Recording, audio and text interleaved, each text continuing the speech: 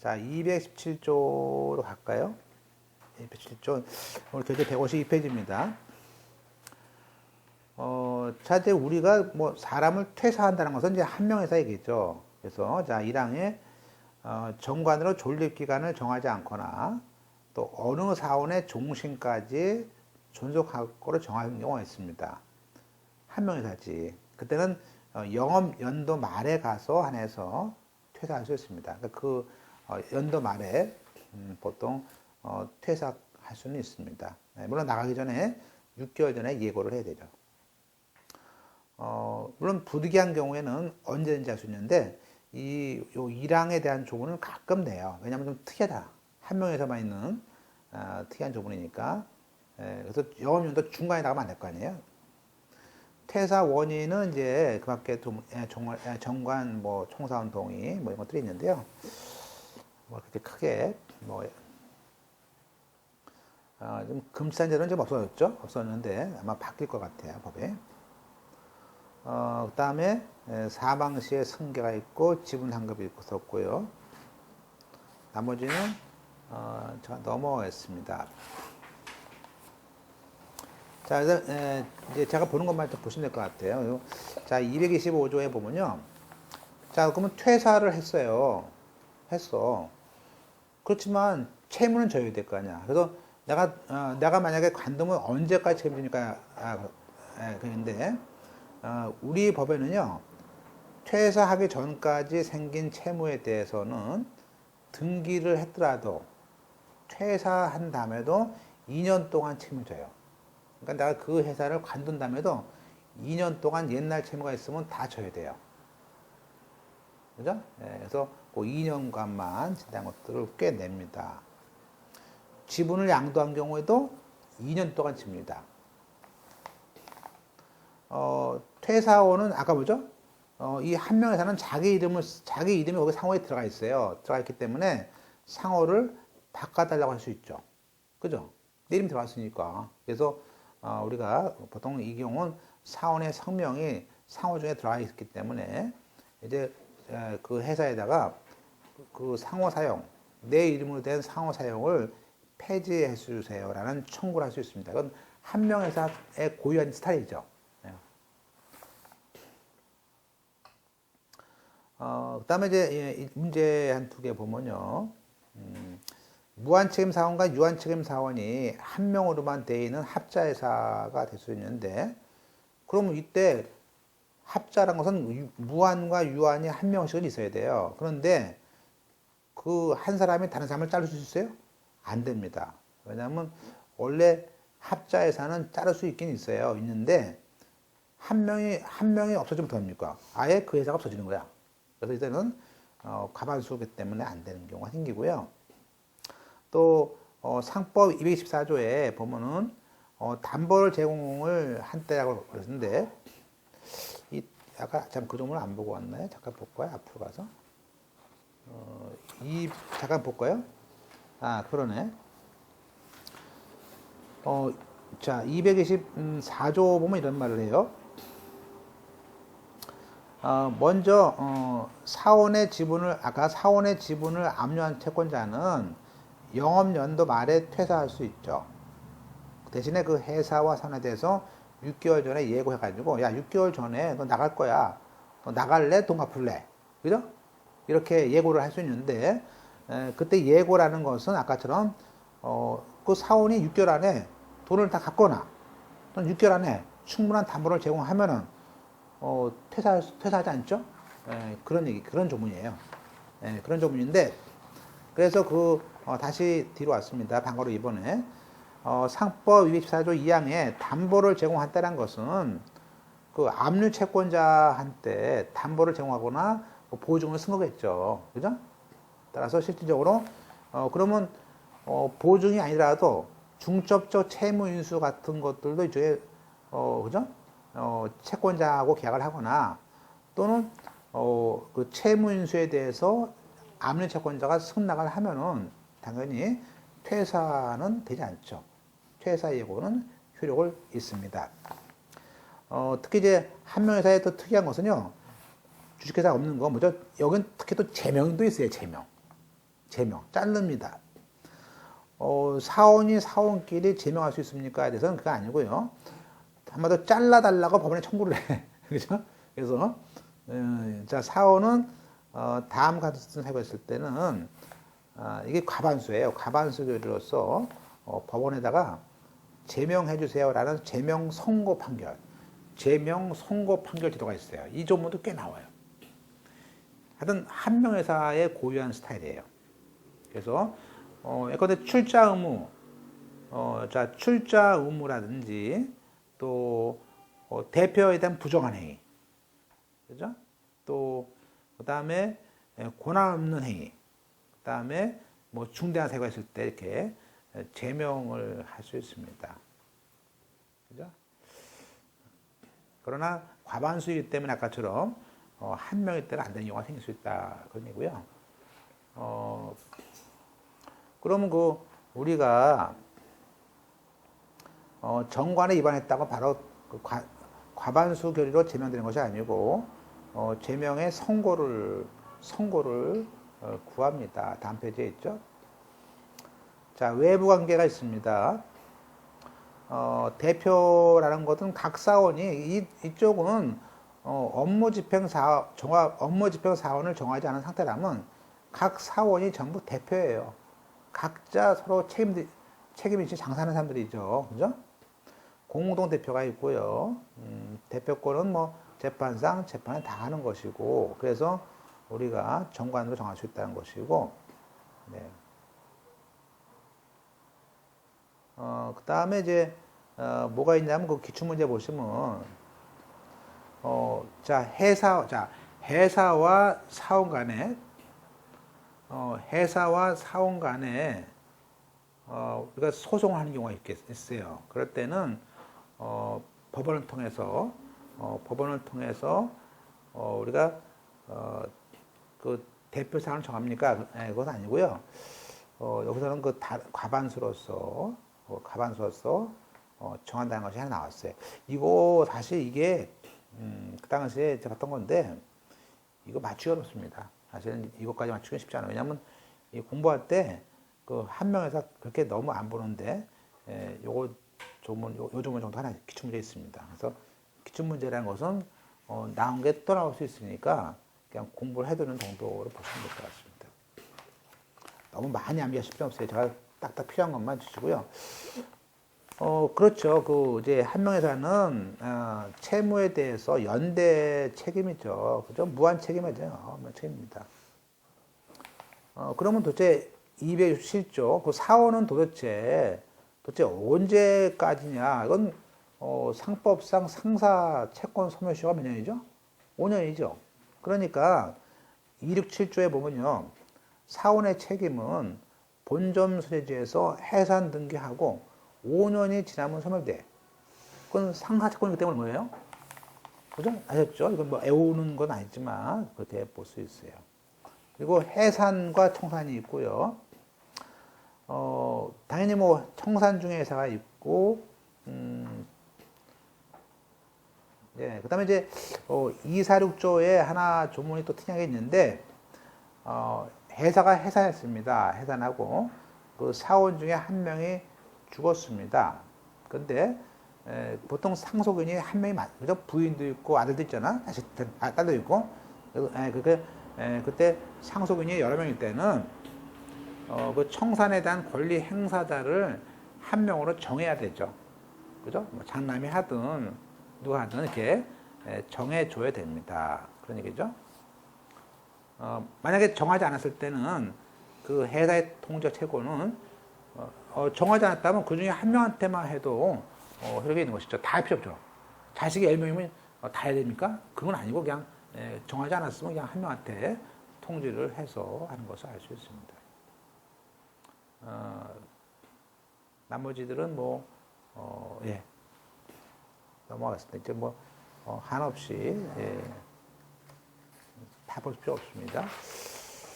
자, 그 다음에 이제 우리가, 결론적으로, 제가 157페이지에 5개를 봤는데, 그 정도만 보시면 될 것 같아요. 자, 한 명회사의 청산은 임의 청한도 있다. 그 다음에 그러면 우리가 압류를 했는데 그 압류가 있으면 청산 안 됩니까? 할 수 있죠. 왜냐하면 압류권자가 동의하면 할 수 있어요. 물론 돈 준다고 돈을 받아야 동의하겠지, 그죠? 청산해서 돈 줄게. 그러면 동의할 수 있죠. 예, 할 수 있습니다. 그리고 아까 그 사원들은 이쪽 사원들은 뭐죠? 전부 연대 책임집니다. 그래서 집행에 주요하지 않은 때란 말은 사실 집행을 해도 남을 게 없을 때도 책임지는 거죠. 그죠? 예, 집행했는데 남을 5천만 원 집행했는데 1,000만 원밖에 못 받았어. 그러면 집행에 주요하지 않은 거죠. 주요란 말 쓰는데 효과가 없다는 뜻이겠죠. 예. 그리고 퇴사한 이후에도 그렇죠. 퇴사한 이후에 발생한 채무 어제까지 2년간 퇴사하고 2년 동안 책임이 있으니까 2년 동안 빨리 지나야지 참여 안 와. 그죠? 하여튼 그렇습니다. 예. 나머지들은 뭐 제가 너무 그 정도 보시면 될 것 같습니다. 조금 많이 보지 마세요. 그냥 몇 개 정도 보시고 정 시간 없으면요 그냥 기출문제만 보시고 가셔도 돼요. 자, 합자회사. 자, 합자회사는 말 그대로 무한 책임과 유한 책임이 있는 겁니다. 그러니까 그 유한 책임은 그 언더라인에 보시면 유한 책임은 272조죠. 출자를 해야 되는 사람이기 때문에 신용과 노무라는 것은 있을 수 없어요. 그 대신에 이제 유한 책임 사원은 뭐가 있어요? 맨 밑에 감시권이 있죠. 그런 것들이 나와요. 그래서 내가 출자했으니까 제대로 했는지 감시할 수 있습니다. 그게 이제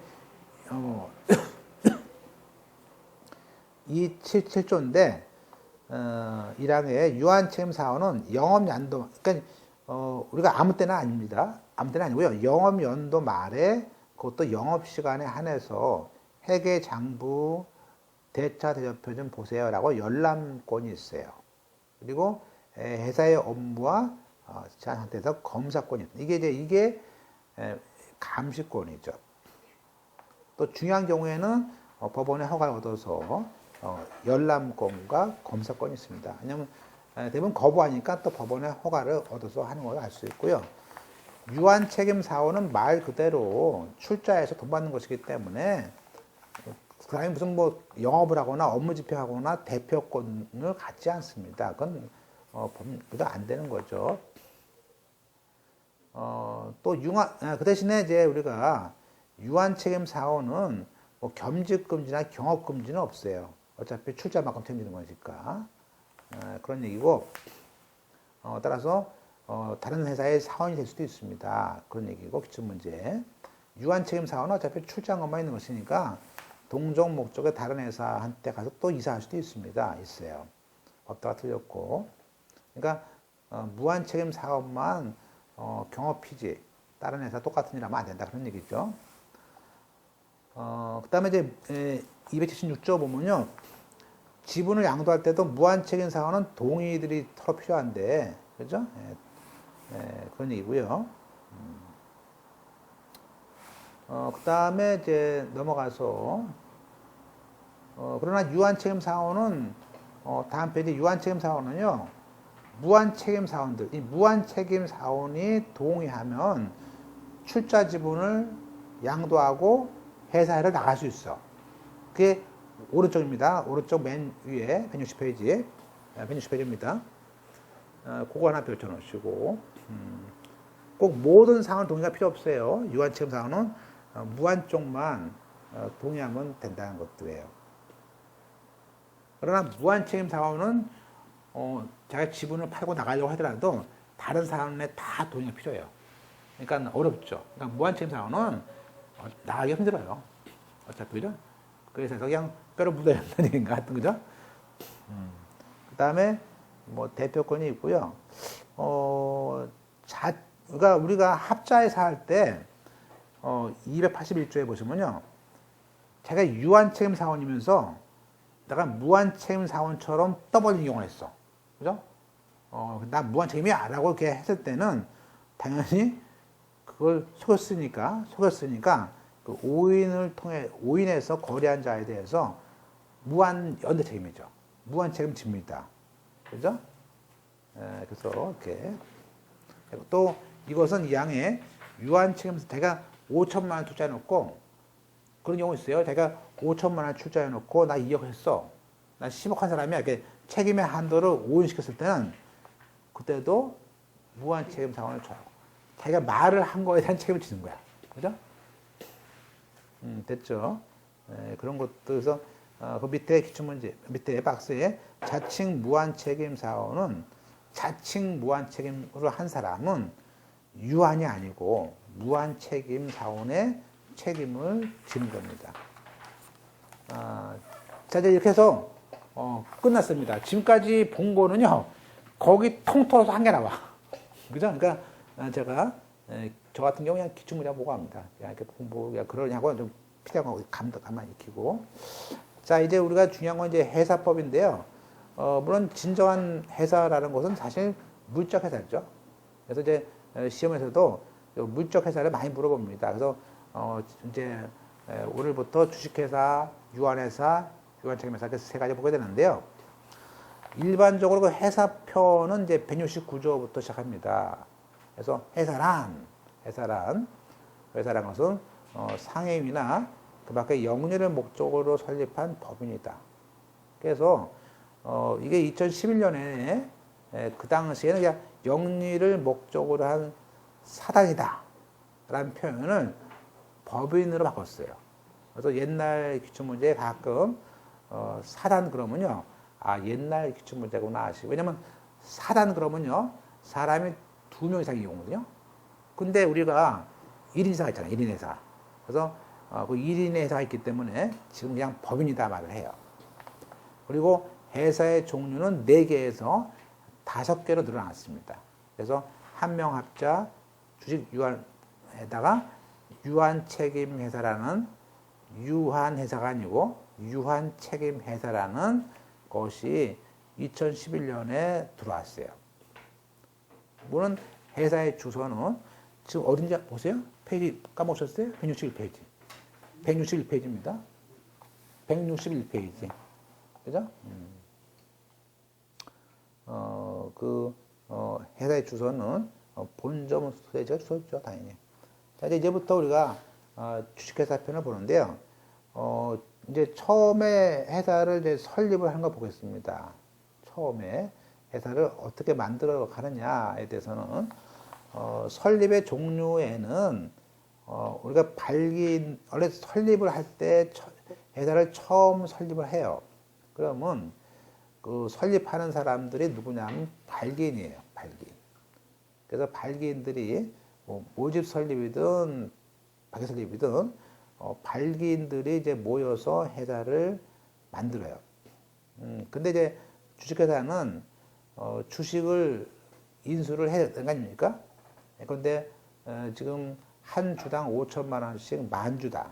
그럼 5천만 원이야. 그럼 발기인 5명이 우리가 2,000주씩 인수하자. 가지고 1,000만 원씩 내고 5명이 인수합니다.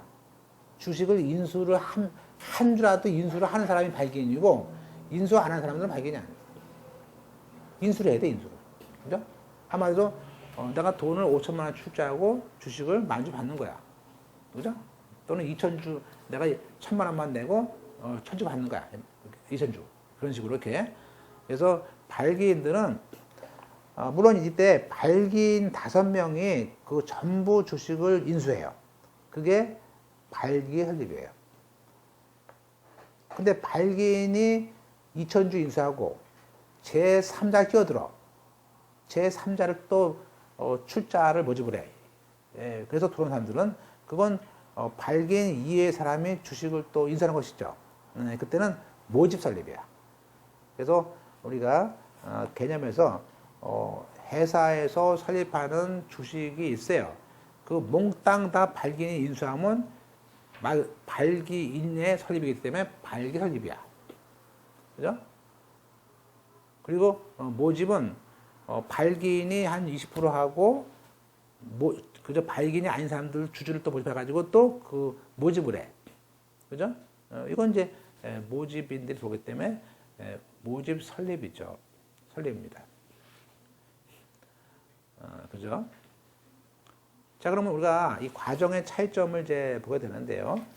발기 설립과 그 모집 설립에 대한 차이점을 이제 보는데, 일단 주주가 되는 것은요. 일단 주주가 되는 것은 발기 설립은 발긴 전원이 주식에 대해서 동의를 발긴 전원이 어떤 주식을 만들 것인지를 동의를 해서 합니다. 만장일치죠, 이쪽은. 발기는 그냥 조합이에요. 회사가 설립하기 전까지 임시로 발기인들이 모인 조합이 이렇게 생기는 것이죠. 그래서 발기인 전원에 항상 만장일치로 동의를 하겠죠. 그런데 모집은 발기인들이 일부를 인수하고, 그런데 5천만 원에서 2천만 원만 인수하고 나머지 3천만 원은 그 주식을 살 사람, 인수할 사람을 모집을 하죠. 그래서 따라서 야, 너 사고 싶으면 청약해. 그죠? 사고 싶으면 청약해. 가지고 청약을 하고, 그죠? 그런데 뭐 K1, K2, K3가 1,000만 원씩 샀게라고 청약해. 그러면 청약서를 내면요. 그때 발기인들이 배정을 해. 야, 너는 그냥 2,000주가 아니고 넌 1,000주만 줄게. 배정권이 얘한테 있어요. 너는 열심히 할 것 같은데, 너는 2,000주 줄게. 이렇게. 그래서 배정권이 있어요. 그래서 청약에 따라서 발기인들이 배정을 하고, 배정이 돼야만 이제, 우리가 주주가로 확정이 되는 것이죠. 그죠? 그래서, 어떤 모집에 따른 것이고요.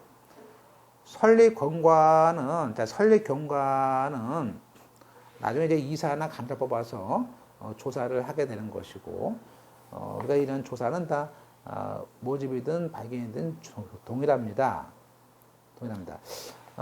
본체에서 좀 이따 보고 도표는 우선 오른쪽에 발기인의 조합이라는 것이 있습니다. 우리가 3번에 우리가 그러면 A1부터 A5까지 5명이 발기인으로 만들었어요. 그럼 발기인들은요, 커피숍에서 만났습니다. 만나가지고 뭐라 그럴까요? 야, 정관 하나 만들 것 같은데? 해가지고 정관 만듭니다. 그래서 발기인들이 정관에 발기인으로 기재하고, 그 정관 맨 밑에 발기인 누구누구 해가지고 A1부터 5까지 맨 밑에죠? 그 사람의 이름을 씁니다. 반드시 발기인 5명의 이름을 기명, 날인, 서명을 해야 돼요. 물론 지금 제가 5명 예를 들었지만 발기인은 꼭 우리가 1명이면 됩니다. 그죠? 숫자 제한은 없습니다. 그래서 발기인의 자격과 숫자는 제한이 없고요. 그죠? 또 발기인은 예컨대 삼성무사에 들어가도 됩니다. 법인이 들어가도 돼요. 법인이 출자해도 돼요. 내가 괜찮은 회사가 있다. 들어온 일하는 회사 만들고 싶다. 그러면 우리가 큰 회사에서 들어올 수 있죠. 법인도 됩니다. 발기인은. 그죠? 법인 돼요. 운전사가 될 수 있고 그렇습니다. 그래서 상법상 발기는 3명 아니에요. 1명 이상이면 다 됩니다. 1명 이상. 발기인은 정관에 사인을 한 사람이 이길 수도 있어요. 그래서 발기인은 정관의 끝에다가 기명, 날인, 서명을 하고, 또 유사 발기는 이제 자기가 발기인하고 신문에 광고하는 경우도 있죠. 그런 경우 유사 발기인입니다. 그럼 발기인은 1명 이상이면 되고, 법인도 되고, 능력자. 지금은 이제 이런 말 안 쓰죠. 지금은 제한 능력자란 말 쓰는데, 어떤 그런 걸 쓸 수 있어요. 물론 발기인이 되면요. 발기인이라는 것은 반드시 주식을 한 주라도 인수를 해야 됩니다. 그죠? 또 인수했으면 보세요. 내가 주식을 인수했어요. 1,000주. 그러면 내가 2,000주야. 그러면 1,000만 원 내낼 거냐. 1,000만 원. 그러면 1,000만 원을 내는 것은 납입이죠. 그래서 내가 1,000만 원을 인수했으면 1,000만 원 납입을 해야 돼요. 언제까지 돈을. 이거 우리가 인수 담보 책임이고 납입 담보 책임입니다. 내가 인수한 만큼은 돈을 내야 되는데 안 내면 책임져야 돼. 그래서 회사에서 걔한테 청구할 수 있어요. 야, 돈 내놔. 라고 1,000만 원. 그죠? 이게 발기인의 주식 인수 담보 책임과 납입 담보 책임입니다. 기출 문제. 또 발기인은 법적 권한이 있는 것이고, 다만 이제 발기인은 정관에 발기인으로 기재를 해야 됩니다. 그래서 정관의 기명 날인과 서명을 한 자에 한해서 발기인이 되는 것이고, 실제 이 사람이 설립사무에 종사했느냐 아니에요. 항상 정관의 맨 끝에 5명이 다 나와 있어야 돼요. 그죠? 그래서 발기인이 도장을 찍습니다. 그렇죠. 어떤 발기인은 그 일주 이상 인수를 해야 됩니다. 한 주라도 인수해야 돼요. 인수하지 않은 발기인은 발기인 아니에요. 그죠? 자, 그러면 우리가 회사가 설립 등기라는 걸 하기 전까지, 설립 등기 하기 전까지는 설립 중의 회사예요. 그죠? 따라서 정관을 작성하고 주식을 인수하고 하게 되면 일단 설립 등기 전까지는 설립 중의 회사가 되는 것이고, 이건 한마디로 그 성질은 권리 능력 없는 사단이죠. 사람이 모인 단체지. 그리고 설립 중의 기한, 당연히 설립 중 회사의 업무 집행 기간은 발기인이 됩니다. 그죠? 따라서 판례는 발기인의 그 권한 내에서 설립을 위한 행위뿐만 아니라 개업 준비하는 권한까지도 갖고 있습니다.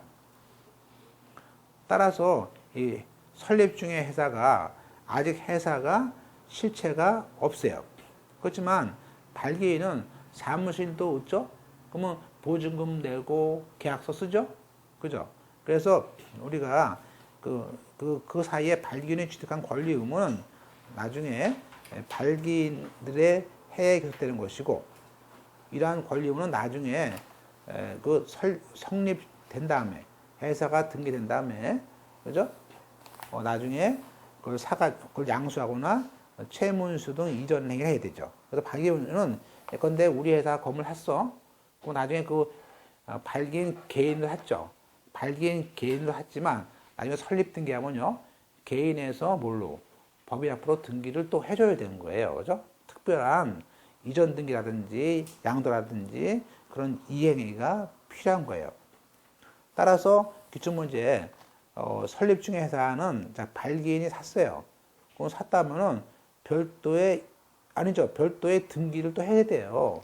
소유권 등기를 해야지 그 법인권이에요. 개인 거에서 법인 앞으로 설립 등기 한 다음에 그 회사 앞으로 또 소유권 이전 등기, 토지나 건물의 이전 등기를 또 해야 되죠. 그래서 뭐 이전 등기 없이 당연히 아니죠. 그건 아니에요. 그거는 이제 우리가 분할이라든지 합병할 때, 분할할 때 그런 경우는 당연히 넘어가지만 이건 등기해야 됩니다. 설립 절차는요, 이제 내일부터 배웁니다만, 일단은 우리가 이 발기들이 모여서 정관 작성하고, 그 다음에 모여서 5명이 주식을 어떻게 줄까? 누구한테 줄까? 어떤 주식을 줄까? 이런 주식 발행 사항의 결정은 발기인들이 만장해 줘요. 동의받아서 했죠. 그래서 우리가 이 발기인이 정관 작성과 주식 발행을 어떻게 할 것인가는 이 2가지는 발기 설립이든 모집이든 공통적이야. 반드시 어떤 설립이든지 여기에 대한 주도권은 다 발기인이 합니다. 그다음 정관을 어떻게 만들 것이고 주식을 어떻게 발행할 것인 것은 이거는 발기인들의 고유한 업무야. 그죠? 그래서 보면 이제 그게 291조가 설립 당시에 주식 발행 사항의 결정권이 누구한테 있습니까는 그거는 발기인들이 하는 거예요. 정관 만드는 거하고 주식사항 발행은 누가 한다고요? 발기인 전원의 동의를 하는 거예요. 만장일치야. 그죠? 하나 빠지면 안 됩니까? 빠지면 걔는 발기인 빠지면 돼. 나가면 돼. 그죠? 그래서 그 회사에 처음 설립할 때 발행하는 주식에 대해서는 정관으로 정할 수도 있지만 정관으로 정하지 않은 것은 무조건 발기인들끼리 모여서 전원의 동의일치로 만장일치를 하는 겁니다. 그래서 우리가 주식 발행 사항의 결정은 발기인이 한다. 맞는 얘기예요. 그럼 그게 어떤 거냐? 그렇죠. 자, 주식을 종류를 어떻게 할까? 몇 줄 할까? 만주하지 뭐. 그죠? 두 번째, 또 액면 주식일 때는 액면 5천 원짜리를 6천 원에 발행할 수도 있죠. 그죠? 내가 5천 원짜리를 만 원에 할 수 있어. 그건 우리끼리는 5천 원 갖고 새로 들어온 애들은 만 원씩 받고 하는 거야. 그죠? 할 수 있죠? 그런데 무역면 이제 2012년부터 뭐가 들어왔습니까? 2011년 4월 14일 날 개정돼가지고 이게 시행이 1년이 지났죠. 2012년 4월 15일 날 시행됐던 법인데 이제 그때부터 2012년부터 우리나라에 무액면 주식이 액면이 없는 주식을 발행했어요. 그러면서 그 발행가액, 그죠? 이 발행가액과 발행가액 중에서 자본금으로 계상하는 금액을 정할 수 있어요. 우리가 예컨대 발행가액이 무액면 주식이죠. 5천 원짜리를 하자. 그리고 우리가 만 주면 5천만 원이죠. 그러면 원래 액면 주식 같은 경우는 무조건 5천 원짜리 만 주라고 딱 픽스가 돼요. 고정이 되는데 무액면은 거기서 2천 주는 거기서 8천만 원만 자본금을 근데 4천만 원만 자본금을 하고 1천만 원 빼놓자 할 수도 있어요. 이렇게 무액면은 이렇게 해서 자본금으로 계상하는 금액을 얼마로 할 건지를 정할 수 있어요. 자, 우리가 지금부터 우리가 발기 설립과 모집 설립의 절차를 배우는데 보세요. 발기인이 주식을 인수하는 건 똑같습니다. 당연히 발기인이 주식을 자기가 A1이 2,000주 인수했으면요 1,000만 원을 내야 돼요. 그게 주금 납입이제. 자, 돈이 들어오면요. 자, 돈이 들어오면 이제 그때 이제 그죠? 그 회사의 임원과 감사를 뽑죠. 뽑고 이거는 이제 발기인이 합니다. 그리고 설립 경과를 조사해, 보고를 해. 그런 다음에 설립 등기합니다. 그런데 모집은 차이점이 주주가 등장해요. 주주라는 사람이. 그죠? 아까는 발기인이 주주지만 여기는 발기인 외에 또 다른 주주가 또 있단 말이에요. 그래서 공모를 해가지고 주주를 모집합니다. 그래서 이 3천만 원은 추가로 주주를 모집해. 그럼 이 사람들은 청약서를 써요. 청약을. 내가 얼마에 사겠다, 몇 주 사겠다고 청약을 합니다. 그에 따라서 배정을 해. 그래서 언더라인 칩은 모집과 청약과 배정은 이런 말은 발기 설립이 아니고 모집 설립에만 있는 용어예요. 그죠? 그 다음에 창립 청약. 여기는 모집이니까 아까 발기인은요 총회가 필요 없어요. 자기 발기인끼리 5명 모여서 발기인 회에서 결정하면 되는데 여기는 이제 이미 제3자가 있으니까 주주들이 모인 최초의 총회인 창립총회를 열어줘야 돼. 이 창립총회에서 이제 이사 뽑고 감사 뽑고 그죠? 그 사람들을 통해서 또 설립 경과 조사하고 등기해. 그래서 이렇게 언더라인에 있는 주주 모집, 청약, 배정, 창립총회 이 4가지는 모집 설립일 때만 나오는 그죠? 표현이에요. 그래서 우리 정관을 좀 볼까요? 자, 이제 정관만 보면요. 정관에는 반드시 기재되어야 되는 사항을 정관에 반드시 기재되어야 하는 걸 우리는 절대적 기재라고 합니다. 근데 반드시 기재하지 않아도 서로 계약을 통해서 할 수 있어요. 그건 상대적 기재입니다. 그러니까 여기 있는 9가지죠. 실제 하나 뺐는데 8가지. 8가지는 반드시 기재를 어떤 정관이든지 무조건 표준 정관으로 딱 8가지는 들어가 있어요. 딱 법무사무소에 다 있죠.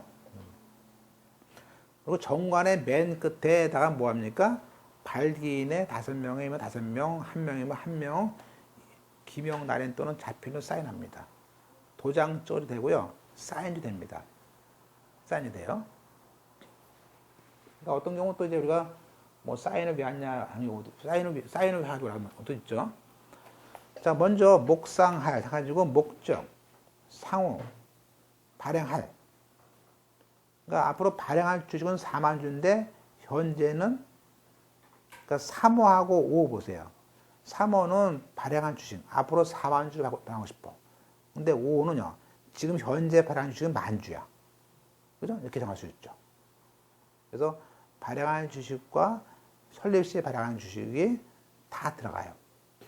그래서 묵상할, 그 다음에, 여기, 요 4번은요, 액면 주식일 때만 들어갑니다. 그래서 액면 주식일 때는, 우리가 일주의 금액을 써야 됩니다. 그리고, 설립 시에 발행한 주식 총수, 만주, 그 다음에 본점 소재지, 공고하는 증명, 방법 쓰고, 중요한 건 8번에, 아직 법인이 등기 안 했기 때문에 정관에는 뭐 이사 이런 거 쓰면 안 돼요. 여기는 발기인의 성주주, 성명, 주소, 주민번호. 그죠? 다 쓰는 거죠. 그리고 이제 과거에 이양의 설립 시 최저 자본, 옛날에는 그 5천만 원 한도 였거든요. 그 조문이 지금 없어졌습니다. 그래서 지금은 자본 최저 한도가 얼마예요? 100원이에요. 그러니까 좀 폐지했습니다. 공고에 대한 것들이 있었고, 지금 이제 일간신문 외에도 전자 방법이 있었고, 그죠? 네, 이렇게 보시고. 거기 보시면 이제 그 9번에 9호가 삭제됐는데, 그건 뭐냐면 맨 밑에 보시면 설립 시 발행하는 것은, 그러니까 설립 시에 발행한 주식이 앞으로 발행할 주식의 4분의 1이어야 된다는 조문인데, 이게 삭제했어. 그래서 옛날에는요, 옛날에는 내가, 지금 지금 설립할 때, 이제 설립 시에, 예컨대, 지금 2015년 12월 12일이야. 설립 시에. 이날 발행하는 주식이 만주를 하고 싶어. 근데 앞으로 발행할 주식, 앞으로 3호죠, 3호. 발행할 주식은 내가, 한 5만 주야. 이렇게 할 수 있거든요. 근데 옛날에는요, 이게 4배가 되면 안 됐어. 이거에 4분의 1 했어요. 근데 지금은, 반드시 이 발행할 주식의 4분의 1로 하라고 했었는데, 지금 그게 없어요. 그러니까 뭐, 5만 주 하든, 10만 주 하든, 100만 주 하든, 관계없어요. 관계없습니다. 제한이 없어요. 그래서, 양자 차이점이고요.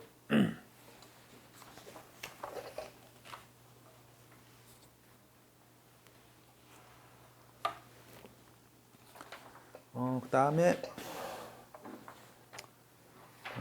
다음 페이지. 자, 그러면 정관은 사실 이제, 우리가 보통 정관은, 이제 항상 정관의 공증인의 공증사무소에 가서 인증을 받습니다. 근데 조문에는 우리가 정관의 공증에 인증받게 되어 있는데, 예외로 단서에 자본금이 10억이 안 되는 회사, 10억 미만인 회사의 경우에는 그것이 발기 설립이에요.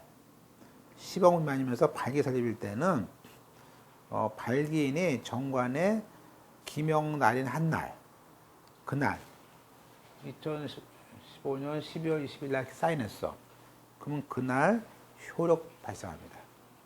그런데 10억이 넘는 경우라든지 모집일 때는 공증인의 인증을 받습니다. 그래서 지금은 법무사는요, 다 10억이 안 되는 자는요, 다 발기 설립이야. 발기. 지금은 다 발기 설립을 해요. 그냥 말 안 해도 그냥 발기야. 그죠? 됐죠? 그래서 원칙적으로 이 처음에 만든 정관을 처음이다 해가지고 원시 정관이라는 말을 쓰는데요. 원래 인증인데 예외로 아까처럼 소규모회사 10억 미만인 회사 경우에는 안 받습니다. 정관의 기재사항 중에서 시험 문제에서 정관의 기재사항이 아닌 것 해가지고 함정파는 게 있거든요. 예컨대 볼까요?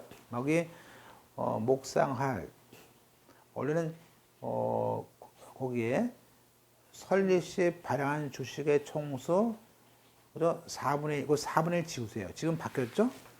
이게 벌써 옛날 됐어. 내 입으로 놔둔 거예요. 지우라고. 그 삭제. 옛날 바뀌었어요. 삭제하시고 그다음에 본점의 소재지 공고 발. 맨 끝에 발기인의 성주 주인데 따라서 여기에는 설립 시 발행하는 주식의 총수. 아까 이게 만주일 것인지 이렇게 쓰는 총수를 쓰는 것이지 종류와 수는 아니에요. 보통 준지 우선 준지 이거는 쓰지 않습니다. 그거는 상대적 대상이야. 이거 헷갈리게. 그죠? 아셨죠? 이렇게 문제를 풀이하는 이렇게. 제가 거의 이거 푸시다 보면요 문제 감각이 좋아질 거예요.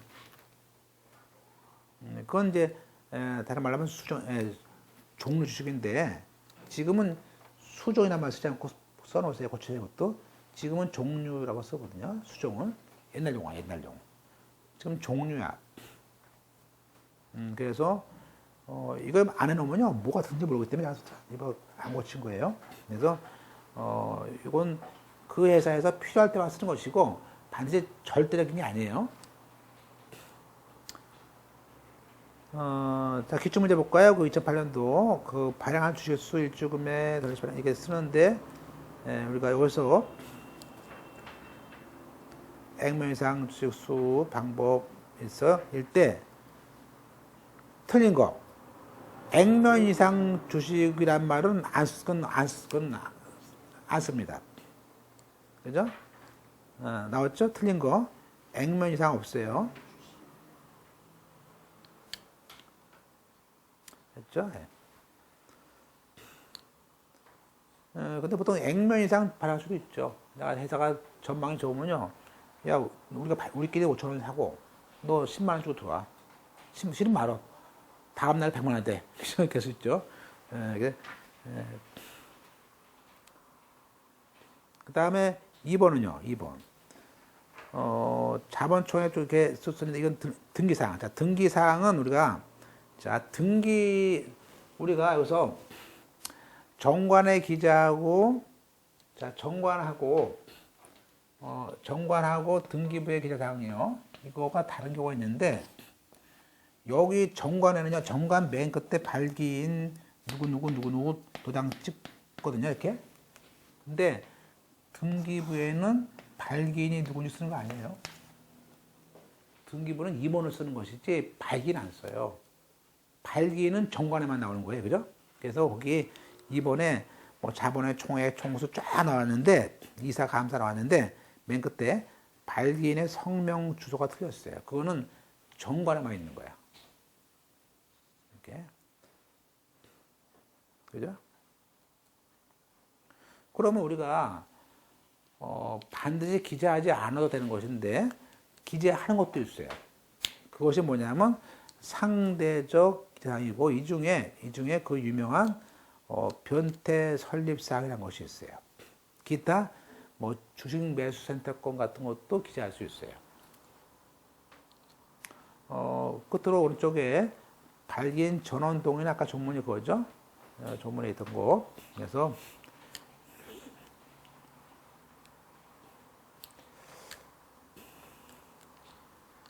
됐죠. 그래서 주식의 종류와 수는 아니라 기출문제 주식의 종류와 수는 아니라고 했습니다. 그리고 과반수가 아니고 주식의 종류와 수는 되는데 과반수가 아니고 발기인 만장일치입니다. 전원동이에요. 그 다음에 우리가 라번이 너무 중요하죠. 주식회사의 변태 이 설립 등기 중에서 주식회사의 변태 설립 사항에 대해서는 이러이러한 사항이 있으면요. 자, 이러이러한 사항이 네 가지인데 이 네 가지에 대한 사항은 말이 좀 그래요, 그죠? 변태라고 하는데 이 설립 사항 중에서 좀 변태란 말은 우리가 알고 있는 그런 변태와 달리 자, 변태는 뭐죠? 한마디로 위험하다는 뜻이 돼요. 위험하다. 그러니까 이런 요 네 가지에 대해서는 뭔가 회사의 자본이 충실해야 되는데, 거기 보세요. 내가 회사가 5천만 원짜리 회사예요. 그러면 당연히 현금 주식으로서 주식을 산 사람이 5천만 원의 현금이 들어와 있어야 돼요. 그죠? 그래야지 자본이 충실한 거 아니에요? 근데 어떤 경우에는 특히 현물 출자라든지, 그죠? 출자, 또 어떤 재산을 샀어. 재산을 갖다 양도받았어. 그런데 A1 주주는 5천만 원을 냈어. 현금으로 주식을 줬어요. 만주. 근데 A2도 똑같이 5천만 원 상당하는, 그죠? 5천만 원 상당한 기계를 내놨어. 현물이죠? 투자죠. 그래서 얘한테도 만주 줬어. 자, A3는 뭐죠? 토지와 건물을 줬어. 그죠? 그래서 토지와 건물을 이 회사가 이거를 인수했어. 이게 재산 인수죠. 토지 건물이란 재산을 줬어. 얘는 인수죠. 말이 인수지 토지와 건물을 양도한 거지. 양수한 거지. 근데 보니까 이 돈이 들어온 것은 분명해요. 5천만 원. 근데 이 기계를 이게 사실은 4천만 원짜리인데 5천만 원으로 뻥 쳤어요. 그러면 이 기계에 대한 현물 투자는 자본이 실제로 5천만 원이라고 자본이라고 써놓고는 실제 이걸 감정평가 보니까 이게 4천만 원짜리도 안 돼. 그럼 1천만 원만큼 자본이 빵꾸난 거 아니야. 자본이 허위가 쌓인 거 아니에요. 똑같이 이 토지 건물도 시가로 해가지고 이게 1억 들어왔는데 실제는 보니까 1억도 안 돼. 저게 뭐 시골 땅이야. 완전히 가보니까 공시가도 더 안 되는 땅이야. 1천만 원도 안 돼. 1천만 원도 안 되는 거 갖다가 투자해놓고 1억 주식 받아간 거 아니에요? 그러면 실제 자본금은 1억이지만 실제 가치가 1천만 원이 나면 9천만 원만큼 자본은 없는 거 아니야.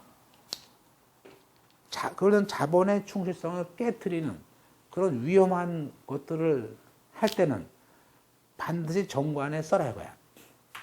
그리고 나중에 검사인데 검사, 뭐 회계사한테 검사, 감정평가원한테 감정 이런 걸 거쳐서 들어가라 이거야. 나중에. 그러니까 보세요. 처음에 출자하는 사람들이 나 싫어, 나 그거 안 할래. 뭐 이거 투자했다고 이거 가지고 무슨 뭐 회계사한테 하고 감정평가하고 그런 비용도 들고 또 드러나잖아. 그래서 이걸 보통 싫어해요, 사람들이. 그래서 근데 그렇게 그런 네 가지 사항 중에서 변태, 즉 회사의 충실에 위험할 수 있는 그런 변태적인 사항에 대해서는 반드시 정관에 기재하고 정관에 기재하지 않고 나중에 얼렁뚱땅했을 때는 그건 무효예요. 무효고 나중에 설립 무효서를 해서 말소하고 심지어 등기를 넘겼다더라도 야 토지 말소해. 토지 등기도 안 받을 거야. 토지 말소하라. 등기를 이렇게 할 수 있어요. 그죠? 그게 이제 우리가 보세요. 라본의 주식의 자본 충실을 위태롭게 하는 것이 있는데 그게 그 유명한 상법 몇 조? 290조에 있는 위태롭게 하는 태. 그죠? 그런 설립사항은 4개인데 이거는 정관에 써. 나중에 왜냐면 정관에 뭐 컴퓨터 몇 대 어디에 있는 땅 썼을 거야. 이미 써놨기 때문에 그건 고칠 수가 없어요. 써놓은 거는. 계약서는 만들 수 있잖아요. 근데 정관은 이미 딱 받아가지고 공증까지 해놨다면 끝난 거 아니야. 그래서 반드시 정관에 기재를 해야만이 유효하도록 해놨어요. 4가지예요. 그래서 첫째는 발긴이 특별한 이익일 때는 누군지. 물론 발긴한테 특별한 이익을 줄 수 있죠. 창업공신이니까. 근데 주긴 주는데 그게 어떤 걸 줄 것인지 이름을 써라. 두 번째는 현물 출자. 중요하죠. 현물 출자하는 사람이 A3라면 그 A3 쓰고 그 어떤 자산인지, 어떤 현물 출자인지, 종류, 수량, 가격, 심지어 또 걔한테 준 게 몇 주인지. 그럼 만주라면 5천 원짜리 만주 아니에요. 그래서 몇 주를 줬는지, 얼마가 들어왔고 몇 주를 줬는지를 다 써내라는 거예요. 그죠?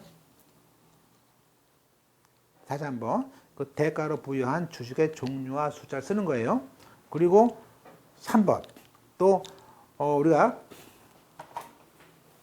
자 3번이 이제 우리가 얘기하는 그 재산 인수입니다. 써놓으세요. 그 표현이 조문에는 재산 인수란 말이 없어요. 근데 이게 그런 말이에요. 설립 후에 양수할 것을 약정한 재산이라고 그래요. 그래서 그 재산의 인수야. 근데 조문은 양도지. 그래서 보세요. 첫째는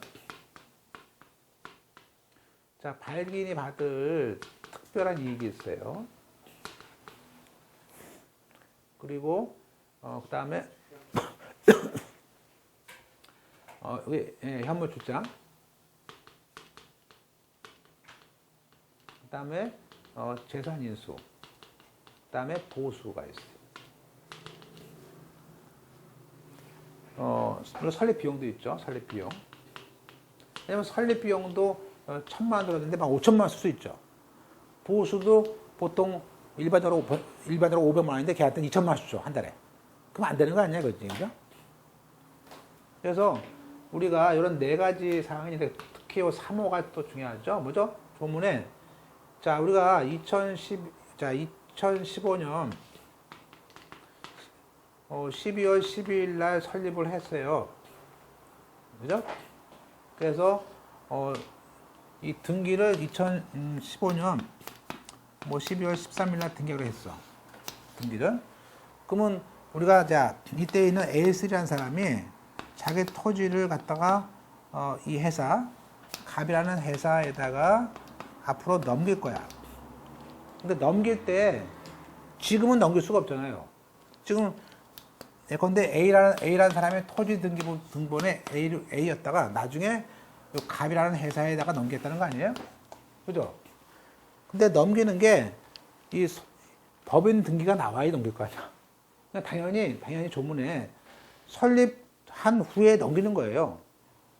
그냥 이때 재산인수 약정은 설립 후에 넘기겠다. 내가 법무사한테 설립 등기 나오면 그날 그 이후에 넘기겠다라고 약정하는 거예요. 그죠?